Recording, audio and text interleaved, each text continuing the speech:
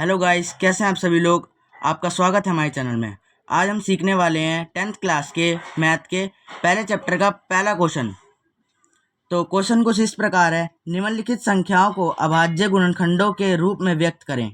यानी कि इन संख्याओं का एलसीएम निकालना है। तो चलिए सीखते हैं, लेट्स गो। सबसे पहले हम इसको एलसीएम के रूप में लिखेंगे, जैसे मैं लिख रहा हूँ, और हम इनका एलसीएम निकालेंगे। सबसे पहले 140 को भाग करें जो ऐसी संख्या से जो ये पूरा कट जाए, जैसे दो इसको पूरा काट देगा, तो नीचे 70 लिखेंगे। अब 70 को ऐसी संख्या से भाग करना है कि पूरा कट जाए। 70 भी 2 से भाग करेंगे, 35 बार में पूरा भाग हो जाएगा।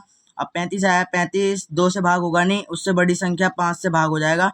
35 5 से 7 बार में भाग होगा, तो 7 नीचे लिखेंगे। अब 7 बचा है, तो 7 सिर्फ 7 की संख्या से भाग होगा, तो नीचे 1 लिख लेंगे। तो अब इसका गुणनखंड बनाने के लिए हम इसको इस प्रकार लिखेंगे, 2 इंटू 5 इंटू 7। अब इनका गुणा करेंगे तो ये आएगा 140। तो इस प्रकार हमने पहला एलसीएम कंप्लीट किया है। अब चलते हैं नेक्स्ट पे। तो अगला एलसीएम है 156 का। तो 156 के एलसीएम के लिए हम इसको एलसीएम की तरह लिखेंगे। सबसे पहले ये हमने एलसीएम का वो बना दिया बॉक्स। तो 156 सबसे पहले कटेगा 2 से कटेगा ये 78 बार में, 78 बार में कटेगा। उसके बाद ये 78 कटेगा, दोबारा 2 से कटेगा ये 78 कटेगा, 2 3 6 और ये 6 2 नहीं 18, 78 कटेगा 2 से 39 बार में। अब 39 2 से कटेगा नहीं, इसलिए इसको 3 से काटेंगे। 3 से 13 बार में भाग हो जाएगा।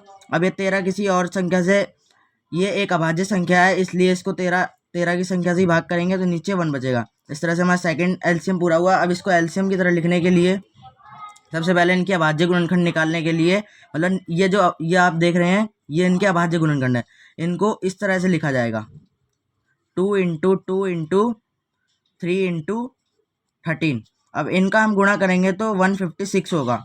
ये हमारा दूसरा एलसीएम कंप्लीट हुआ। चलो नेक्स्ट में चलते हैं। तो दोस्तों दूसरा एलसीएम है 3825 का। तो सबसे पहले वही इनको एलसीएम की तरह लिखेंगे। सबसे पहले लिख लेते हैं, इसको लिख लिया हमने 3825।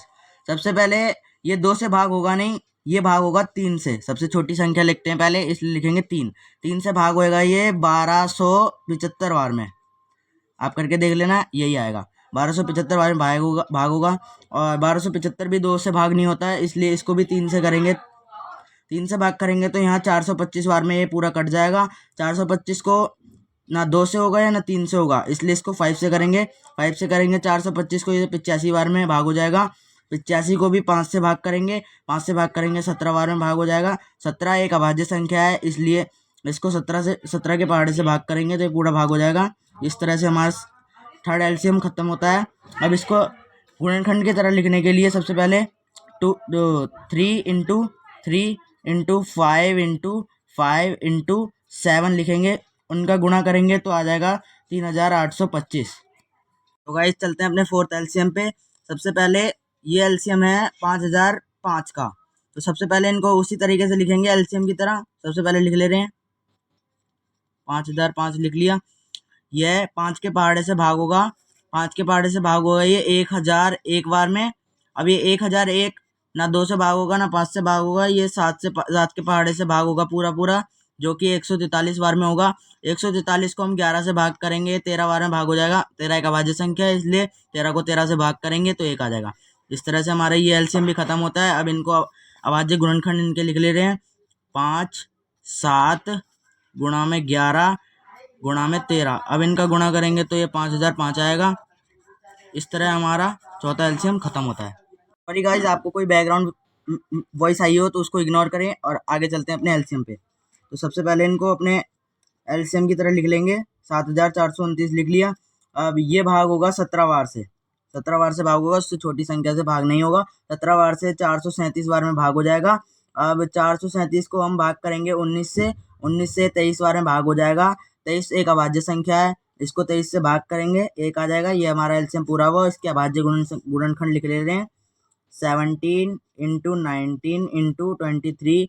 इनका गुणा होगा 7429। ये हमारा 5वां एलसीएम खत्म होता है। हमारा पहला क्वेश्चन समाप्त।